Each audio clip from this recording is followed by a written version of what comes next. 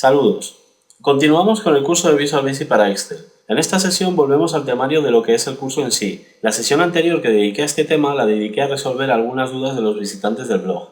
En esta sesión vamos a conocer los detalles de algo que ya hemos usado en el resto de sesiones. Esta va a ser la primera sesión que voy a dedicar a las variables. Es un elemento básico de cualquier lenguaje de programación. También explicaré otros conceptos básicos que están relacionados con este tema, pero fundamentalmente la dedicaré a las variables. Esta es la primera sesión que dedicaré a este tema, pero habrá más. Es un tema fundamental y debemos conocer todos los detalles que podamos. En algunos de los ejemplos que hemos realizado ya hemos utilizado las variables. Por ejemplo, cuando explicaba que se podían pasar argumentos a un procedimiento, en realidad los argumentos son variables. Por lo tanto, ha llegado el momento de explicar este tema en profundidad porque a partir de aquí va a ser habitual utilizarlas. Empezamos explicando qué es una variable. En algunos momentos, durante la ejecución del código, vamos a necesitar guardar datos de forma temporal.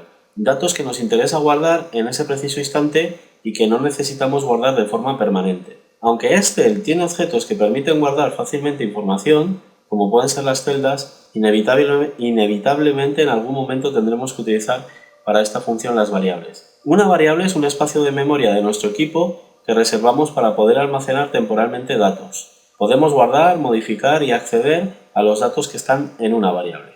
Al crear una variable, la identificamos con un nombre que es el que utilizamos en el código para acceder a ese espacio de memoria. El nombre que utilicemos debe ser único en su ámbito. ¿Qué significa esto? Que no puede haber dos variables con el mismo nombre en el mismo sitio. Por ejemplo, dentro de un procedimiento no puede haber dos variables con el mismo nombre.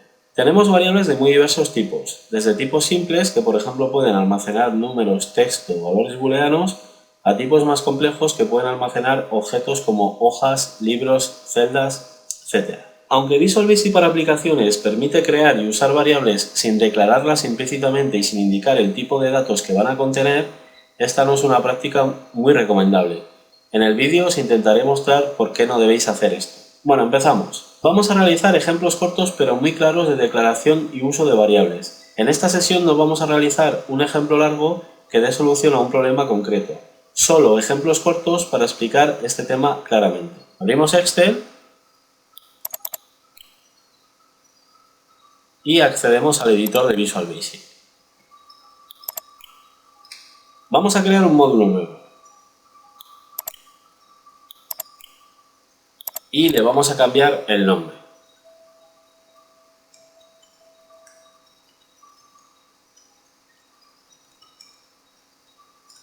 Pulso Intro para confirmar el nuevo nombre.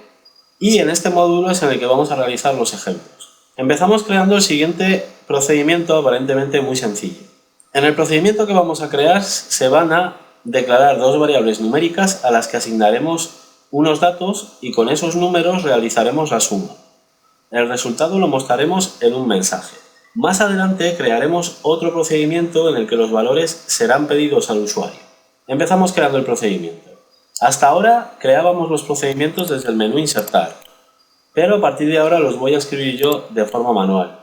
Tampoco me voy a ir parando a explicar detalles que ya se han publicado en sesiones anteriores. Escribimos el siguiente código.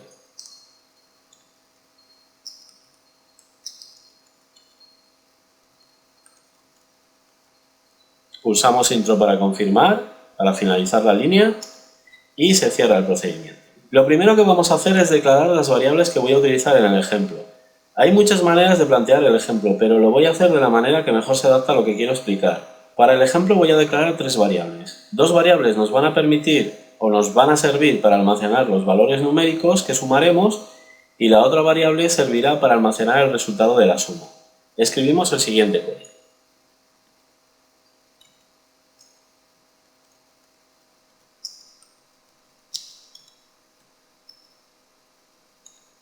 Cuando queremos declarar una variable debemos hacerlo con la instrucción dim.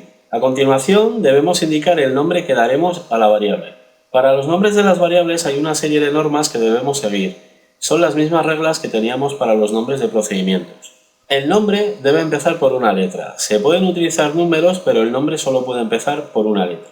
En el nombre no se pueden utilizar espacios. No utilicéis símbolos, puntos, comas, nada más que letras y números, y como mucho el guión de subrayado. El nombre no puede tener más de 255 caracteres de longitud. No deberíais utilizar palabras reservadas para Visual Basic, aunque en algunos casos lo permitiría, os puede llevar a equivocaciones.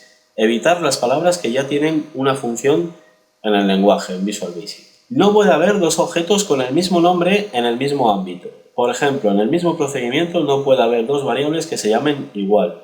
En diferentes ámbitos sí que se puede, pero ya hablaremos de esto. Visual Basic no diferencia entre mayúsculas y minúsculas. Es decir, en el mismo ámbito no puede haber, por ejemplo, una variable llamada resultado en mayúsculas y otra llamada resultado en minúsculas. Para él es lo mismo. Lo que sí hace es recordar cómo las habéis declarado. Y si, por ejemplo, la declaración lo hicisteis en mayúsculas y luego la usáis en el código en minúsculas, lo corregirá a mayúsculas. En la línea de código, a continuación, con la instrucción as, indicamos de qué tipo va a ser la variable. En este caso se trata de una variable de tipo integer. Es una variable de tipo numérico que acepta números enteros. Permite almacenar valores que van desde menos 32.768 a 32.767. Cada tipo de variable puede almacenar un tipo de datos y tienen límites en cuanto a qué rango de datos pueden almacenar o cuánta información se puede guardar. A continuación os voy a mostrar algo de esa información. Vamos a ir comentando los diferentes tipos. Si queremos guardar valores numéricos enteros, sin decimales, tenemos tres tipos: byte, integer y long. Aquí os muestro el rango de datos que admite cada tipo. Debéis ajustar el tipo siempre a lo que necesitéis. Evidentemente, si voy a guardar la edad de una persona, no debería seleccionar el tipo long, por ejemplo. Si queremos guardar valores numéricos pero con decimales, tenemos estas opciones: single, double y currency. Este último está diseñado para valores monetarios, es el tipo moneda. Si necesito guardar valores booleanos, verdadero o falso, tenemos el tipo boolean. Si necesitamos guardar fechas, tenemos el tipo date. Si lo que queremos es guardar texto, tenemos el tipo string. Más o menos durante el curso iremos viendo ejemplos de todos los tipos, o sea que no os preocupéis ahora mismo si no entendéis muy bien para qué sirve cada tipo. Si queremos crear objetos sin definir qué tipo de objeto es en concreto, podemos utilizar el tipo object. Y para finalizar, el último tipo que nos ofrece Visual Basic, el tipo variant. Este sería mejor no explicarlo porque debemos evitar su uso. Este tipo no tiene un tipo específico, se adapta dependiendo del valor que se guarde. Si se guardan números será de tipo numérico, si se guardan fechas será de tipo fecha. El uso de variables de tipo variant al final acaba creando problemas, ya lo veréis. Bueno, pues estos son los tipos básicos que podemos utilizar. Ahora continuamos con el ejemplo. Creamos las otras dos variables que vamos a utilizar en este procedimiento.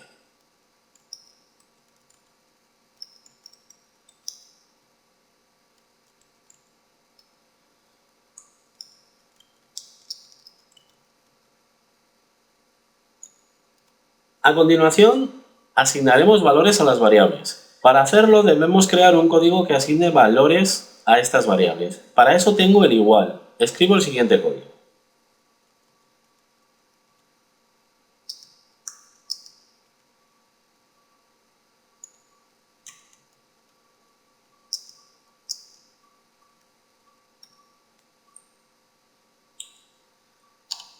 Una sentencia de asignación coloca el objeto al que se asigna valores a la izquierda del igual, en este caso la variable, y en el lado derecho del igual el valor que recibirá la variable. En el ejemplo pasamos un valor fijo, pero por ejemplo podría ser que el valor esté en una celda o, como haremos después, el valor se pida al usuario. Ahora vamos a realizar la suma.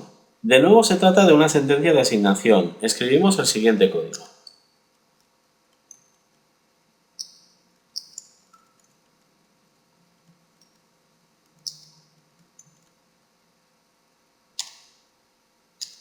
Muy sencillo. Asignamos a la variable resultado la suma de valor 1 más valor 2. Ahora lo que vamos a hacer es mostrar el resultado en un mensaje. Utilizamos la instrucción msgbox. Escribimos el siguiente código.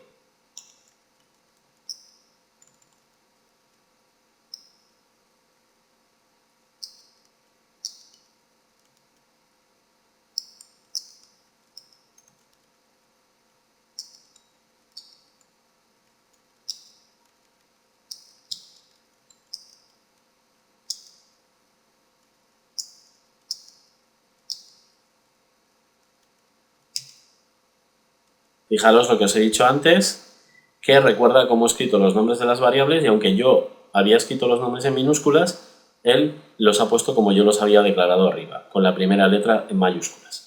La instrucción msgbox permite mostrar mensajes en pantalla. Esta instrucción esconde más de lo que estamos utilizando aquí, pero lo comentaremos más adelante. En este caso creamos el mensaje concatenando el contenido de las variables con una serie de literales o textos fijos que se añaden. Los literales se indican entre las comillas dobles. Bueno, pues ya está, vamos a probar el código. En este caso, como no van a ser procedimientos que den solución a algo útil, lo vamos a hacer desde el editor de Visual Basic ejecutando los procedimientos directamente. No vamos a crear botones, por ejemplo. Nos aseguramos que estamos dentro del procedimiento a ejecutar y hay diferentes maneras de ejecutarlo. Una podría ser pulsando la tecla F5.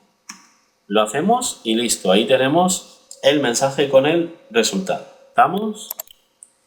Es importante el detalle de situarse dentro del procedimiento. Si no os dais cuenta y os quedáis fuera del código que queréis ejecutar, por ejemplo aquí, y pulso F5, pasa lo siguiente. Aparece la ventana de macros. Como no estoy dentro de código que ejecutar, me dice a ver qué macro quiero lanzar. Tened cuidado con esto, que a veces perdéis mucho tiempo por este pequeño detalle. Bueno, cerramos esta ventana y seguimos. Aunque parezca muy tonto este código, nos va a servir para explicar una serie de detalles muy importantes sobre las variables. Vamos a empezar a realizar algunas pruebas.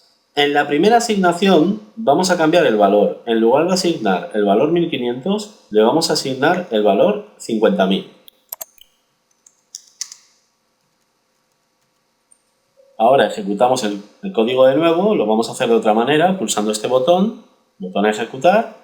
Vamos a ir comentando las diferentes maneras de ejecutar el código desde el editor. Y ya empezamos.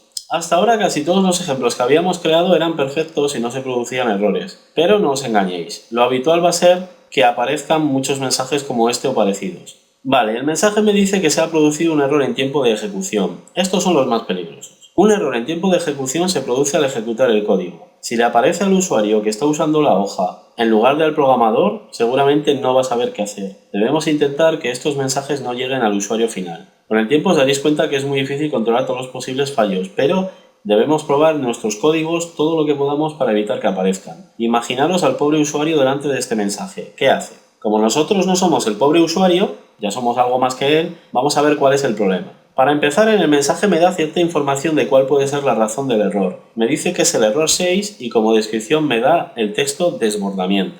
El error de desbordamiento se produce cuando intento asignar un valor más grande que la capacidad que permite el sitio en el que voy a asignar el valor. Fijaros, estoy asignando 50.000 a una variable de tipo integer. Este tipo de variables solo permiten valores hasta 32.767. Debemos tener cuidado con este tipo de cosas. Si pulsamos el botón depurar, nos llevará a la línea de código en la que parece encontrarse el problema. Vamos a corregirlo. Escribimos 32.000. Cuando pulsamos el botón depurar nos permite localizar el fallo y realizar modificaciones para intentar corregirlo. Cuando lo hagamos podemos intentar seguir ejecutando el código desde la línea en la que se ha producido el error. Pulsamos la tecla F5 para que continúe. Otra vez, ¿cómo puede ser esto si lo acabamos de corregir? Pulsamos depurar de nuevo y ahora el error se produce en otra línea. Vamos a pensar, estoy sumando 3.000 más 32.000 y el resultado lo estoy asignando a una variable de tipo integer. Pues no, 35.000, el resultado no entra en una variable de tipo integer. Tenemos otra vez el error de desbordamiento. En este caso no podemos solucionar el problema y continuar la ejecución. Vamos a parar la ejecución del código, lo podemos hacer pulsando este botón.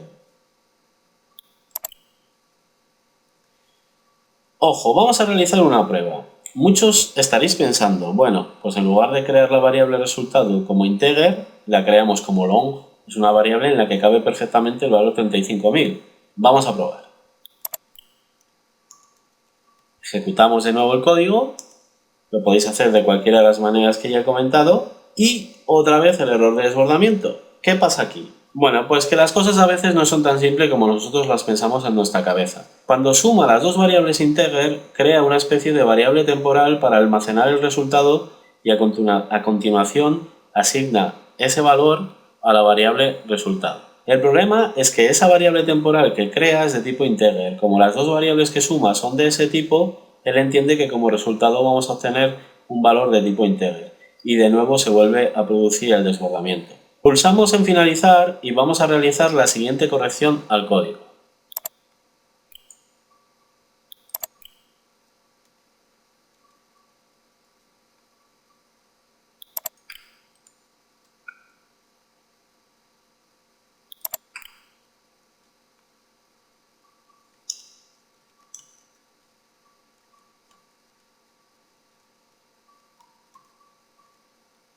Ejecutamos de nuevo el código y listo, ahora sí que funciona sin problemas. Acepto y os explico. He utilizado la función clng, que convierte un valor en otro de tipo long. De esta manera, como convierto los valores que voy a sumar a long, no se produce el error de desbordamiento. Esa variable temporal que crea cuando hace la suma ya es de tipo long y el resultado que se da cabe perfectamente en esa variable y no se produce el error de desbordamiento. Estas cosas tienen que ver con la manera de convertir valores de un tipo a otro que tiene Visual Basic. No voy a entrar en detalles sobre esto, a lo largo del curso iré comentando detalles como lo acabo de hacer. Hay más funciones para convertir de un tipo a otro, pero ya las veremos. Es un tema un poco aburrido y farragoso como para explicarlo ahora que acabamos de empezar. Solo voy a ir provocando situaciones para explicar y que veamos este tipo de detalles. Bueno, vamos a dejar el código de nuevo como estaba al principio y no provocaba ningún error. Los valores no hace falta que sean exactamente los mismos, pero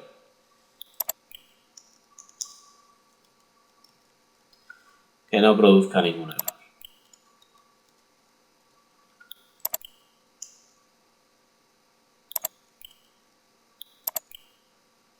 Ejecuto. Vale, perfecto. Vamos a realizar más pruebas. Hacemos la siguiente modificación.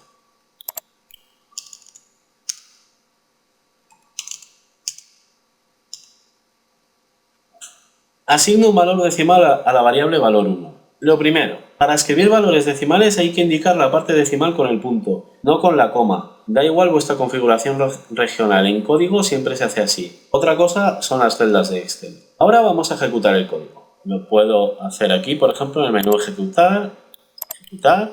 Si os fijáis, no aparece la parte decimal, porque se está asignando el valor a una variable de tipo entero. Aparentemente hemos perdido esa parte decimal, el coma 4. Vamos a cambiarlo de nuevo. Ahora escribimos lo siguiente y ejecutamos de nuevo el código. Sorpresa, ha convertido 2000,8 en 2001. En el caso anterior, como el valor decimal estaba por debajo de 5, redondeaba el entero al entero inferior, es decir, 2000. Siempre que la parte decimal sea 5 o menos, redondea al entero inferior. En este caso, como está por encima de 5, redondea al entero superior. Lo que os he dicho, en el caso de ser 5 la parte decimal, también redondea hacia abajo. Lo que os digo, detalles que debéis tener en cuenta y que vamos a ir viendo para conocer estos pequeños caprichos del lenguaje Visual Basic. Vamos a dejarlo como estaba. Quitamos la parte decimal.